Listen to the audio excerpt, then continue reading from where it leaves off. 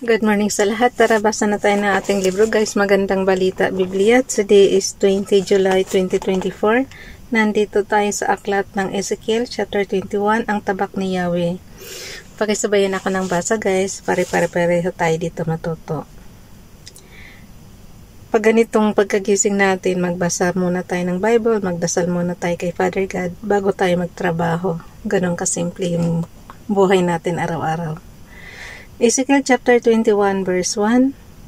Sinabi sa akin ni Yahweh, verse 2, Ezekiel, anak ng tao, sa Jerusalem ka naman humarap at magpahayag laban sa mga dambana at bigyang babala ang Israel. Verse 3, just sabihin mo ganito, ang sabi ni Yahweh, ako ay laban sa iyo, bubunutin ko ang aking tabak at papatayin ang masama at mabuti.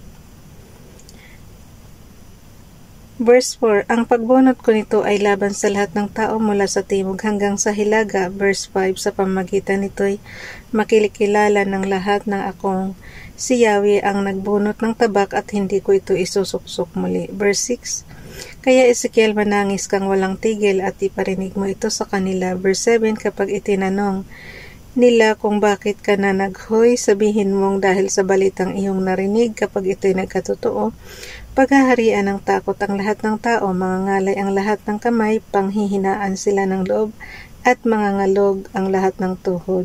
Dumating na ang panahon at ngayon na. Verse 8, sinabi pa sa akin ni Yahweh, tingnan mo guys laging sinasabi dumating na ang panahon at ngayon na, pero panahon pa nila Ezekiel yan. Dumating na ang panahon at ngayon na. Verse 8, sinabi pa sa akin ni Yahweh, verse 9, sabihin mo sa kanila ang tabak ay inihasa na at pinakintab. Verse 10, pinatalim ito upang ipamatay ng walang puknat, pinakintab upang kumislap na parang kidlat. Walang makakahadlang dito sapagkat din ninyo dininig ang payo. Verse 11, ang tabak nga ay pinakintab upang gamitin, ito'y pinatalim para ibigay sa kamay ng berdogo. Verse 12, managhoy ka anak ng tao, ang tabak na ito'y gagamitin sa aking bayan, kaya tumangis ka. Verse 13, susubukin ko ang aking bayan at kapag di sila nagsisi, ang lahat ng ito'y mangyayari sa kanila. So, ang kapalit pala noon guys, para hindi mangyari yung parusa ni Father God is magsisi. Verse 13, susubukin ko ang aking bayan at kapag di sila nagsisi, ang lahat ng ito'y mangyayari sa kanila. So, ibig sabihin ito guys, pag nagsisi ka, hindi mangyayari yung parusa niya, di ba? Ganun lang yung kasimple, yung yung opposite ng ng sinasabi dito sa chapter 30, ay sa Ezekiel chapter 21 verse 13, susubukin ko ang aking bayan at kapag di sila nagsisi, ang lahat ng ito'y mangyayari sa kanila. So, dapat talaga magsisi sila sa kasalanan nila. Verse 14, magpahayag ka sa kanila, pumalakpak ka at paulit-ulit na iwas-iwas ang tabak na ito'y pumapatay, naghahasik ng sindak at pumupuksa. Verse 15, sa gayon mababagabag ang kanilang kalooban at marami sa kanila ang mabubuwal. Binabalaan ko sila sa pamamagitan ng tabak na ang kislap ay tulad ng kidlat, handa itong mamuksa. Verse 16, itatalaga ito ng kaliwat kanan magkabi-kabila. Ezekiel chapter 21 verse 17, papalakpak din ako para mapawi ang matindi kong puot. Akong si Yahweh ang may sabi nito. Alam nyo guys, panahon pa talaga ito nung araw pa talaga ito kasi ang ginagamit na pang is tabak. Ngayon hindi na sa generation natin ang tabak is na lang gamit na lang natin sa pangkusina. Hindi na talaga siya yung tipong ipapamatay ng tao. High-tech na kasi tayo ngayon Uso na ang inaanong ginagamit na ngayon ng mga pamatay sa tao is baril, matataas na kalibre ng baril, bomba, yung mga ganun na. Ito kasi nung araw nila puro tabak pa sila. Tsaka yung mga armas lang na yung close encounter lang guys. Pero ngayon kasi pang malayuan na. sa generation natin ngayon. Kaya hindi na uso yung tabak sa atin ngayon, yung pamatay. Ang tabak ng hari ng Babylonia, kasi kahit close encounter nga ngayon, puro baril na ang ginagamit, di ba? Ang tabak ng hari ng Babylonia, verse 18, sinabi pa sa akin ni Yahweh, kasi nga ito, history na nila to, kaya nasulat na dito sa Bible. Verse 18, sinabi pa sa kanila ni Yahweh, verse 19, Ezekiel, anak ng tao, gumawa ka ng magkasangang landas na siyang dadaanan ng hari ng Babylonia na taglay ang kanyang tabak. Ang puno nito ay mabubuhat sa isang bayan lamang. Maglagay ka ng palatandaan sa lugar na pinaghiwalayan ng 200. Verse 20, ang isa ay patungo sa lungsod ng Raba sa Amon at ang isa ay sa Juda sa nakukutaang lungsod ng Jerusalem.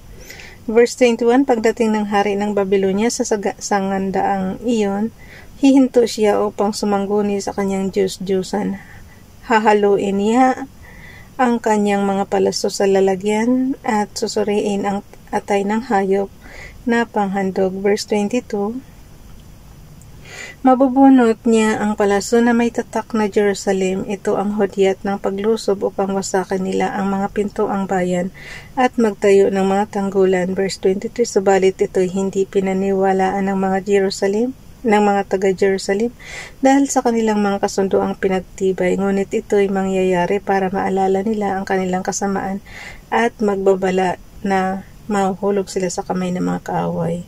Verse 24, ito nga ang ipinasabi ni Yahweh, alam na ng lahat ang masasama ninyong gawain at paghimagsik, kayo'y hinatulan ko na, pababayaan ko kayong mahulog sa kamay ng inyong mga kaaway. Verse 25, at ngayon nga ang masamang pinuno. So, ibig sabihin, Father God, dalawa ang parusa ng tao. Isang dito sa pinibigay mo sa mga kaaway para mahulog sa kamay ng mga kaaway. At saka yung pag namatay na, 'di ba sabi may second life, yung sa dagat-dagatang apoy at sa paraiso ng langit. Paano yan? Doble-doble ang parusa ng tao. Kaya ayoko talaga ng second life. Kung ano yung parusa natin dito sa daigdig, yun lang talaga ang at tama na sana yun. Okay, verse 20. Ulitin ko lang yung verse 24. Ito nga ang ipinapasabi ni Yahweh, alam na ng lahat ang masasama ninyong gawain at paghihimagsik kayo'y hinatulan ko na.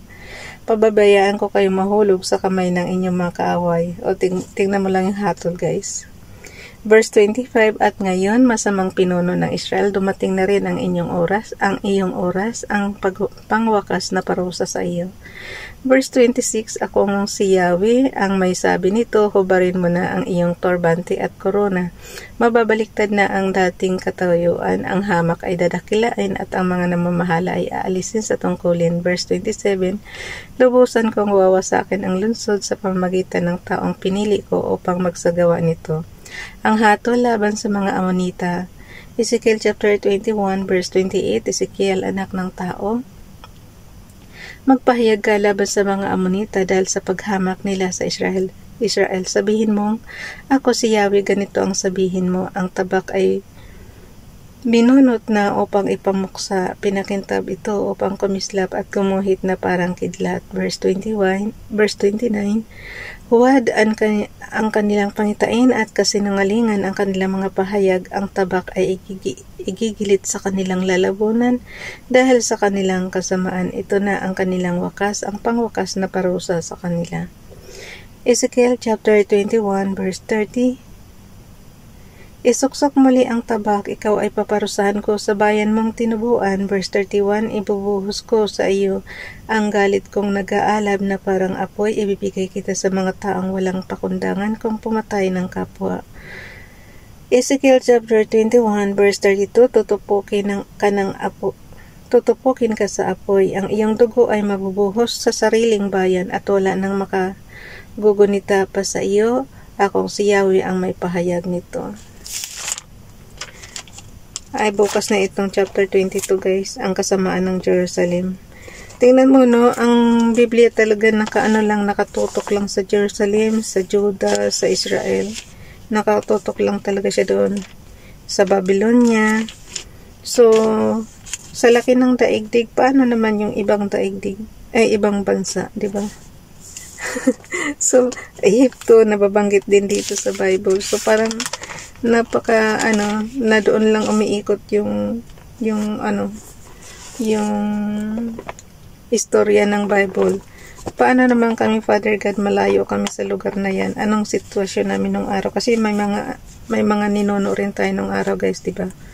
Bago pa man tayo sa copy ng Espanyol, mayroon na tayong mga ninuno na nakatira sa bansa nating Pilipinas. Kumbaga sa lang talaga sila, umiikot lang talaga ang istorya nila sa bansang Israel, bansang Jerusalem, Juda, Babylonia, Egypto, kung saan sila inilikas para bigyan ng lupang pangako ni Father God.